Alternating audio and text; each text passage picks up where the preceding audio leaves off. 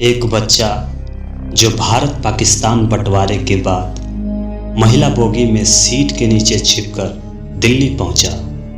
वह लड़का जिसने अपने पेट को पालने के लिए फुटपाथ पर बने ढाबों में बर्तन साफ किए।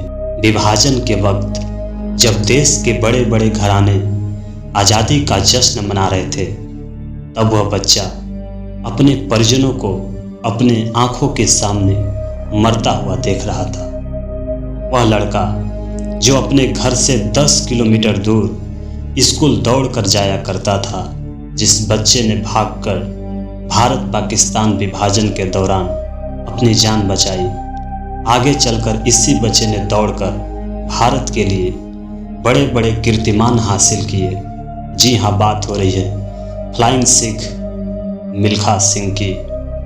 उनके संघर्ष के दिनों से सफलता के शिखर तक पहुंचने तक की कहानी को बयां करती है ये वीडियो। धावक बनने से पहले उनकी जिंदगी कांटों से भरी थी। मिल्खा सिंह का जन्म 20 नवंबर 1929 को गोविंदपुरा लायलपुर, जो कि अविभाजित पाकिस्तान में हुआ था। इनके पिता बहुत सम्मानित किसान थे। इनका परिवार एक सिख राठौर परिवार था। मिल्खा सिंह के एथलेटिक ट्रेनिंग की शुरुआत उस समय हो गई थी जब वह स्कूल जाया करते थे। वह अपने गांव से 10 किलोमीटर दूर स्कूल जाते थे। इस 10 किलोमीटर के सफ़र में वह कई बार दौड़कर भी जाया करते थे। भारत पाकिस्तान बंटवारे के बाद कत्लेआम मच गया, इसलिए बहुत से लोग पाकिस्तान से भारत और भारत से पाकिस्तान अपनी जान बचाने को भाग रहे थे। लेकिन मिल्खा सिंह के पिता ने यह फैसला किया कि वह अपनी धरती, अपनी ज़मीन को छोड़कर नहीं जाएंगे। कुछ दिनों के बाद मिल्खा सिंह के माता पिता, एक भाई और 2 बहनों को उनके सामने ही जलाकर मार दिया गया। मिल्खा सिंह के कुल 15 भाई बहन थे। उनके कई भाई और बहनों की मौत छोटी उम्र में ही हो गई थी। बंटवारे के बाद हुए कत्लेआम का मंजर बड़ा ही विभत्स था। हालात इतने खराब थे, पाकिस्तान में उन्हें सहारा देने वाला भी कोई नहीं था। तब उनकी उम्र लगभग 18 साल थी। मिल्खा सिंह पाकिस्तान से किसी तरह बचते हुए निकले। वह ट्रेन में महिला बोगी की सीट के नीचे छिपकर किसी तरह दिल्ली पहुंचे। उन्होंने कुछ समय पुरानी दिल्ली के स्टेशन पर बिताया। इस दौरान उन्होंने पुरानी दिल्ली रेलवे स्टेशन के सामने फुटपाथ पर बने ढाबों में बर्तन साफ किए, जहां पर उन्हें खाने व रात बिताने की जगह मिल सके। यहीं पर उनकी मुलाकात अपनी बिछड़ी हुई बहन, बड़ी बहन से हो गई। माता पिता के बाद उनकी बड़ी बहन ही थी जो उनका ख्याल रखती थी। मिल्खा सिंह इतनी कठिन ट्रेनिंग किया करते थे कि उनके पसीने से 2 लीटर की बोतल भी भर जाती थी। ट्रेनिंग करते हुए कई बार उनके पैरों से खून भी आने लगता था। यह उनकी कड़ी मेहनत का ही नतीजा था।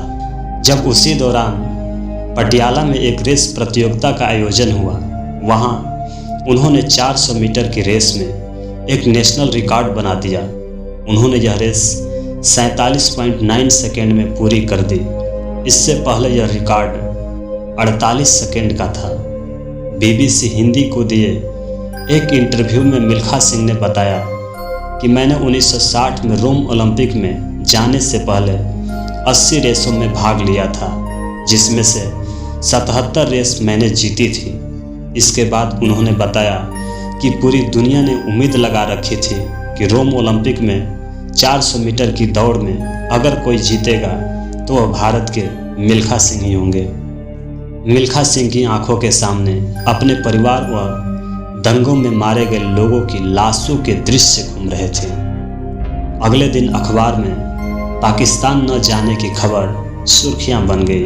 भारत के तत्कालीन प्रधानमंत्री पंडित जवाहरलाल नेहरू ने मिल्खा सिंह को बुलाया और उन्हें समझाया कि वक्त का मरहम हर घाव भर देता है। आज देश के लिए तुम इस प्रतियोगिता में हिस्सा लो।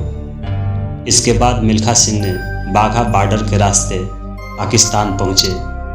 इसमें उनका मुकाबला एशिया का तूफान नाम से मशहूर पाकिस्तानी धावक अब्दुल खालिक से था।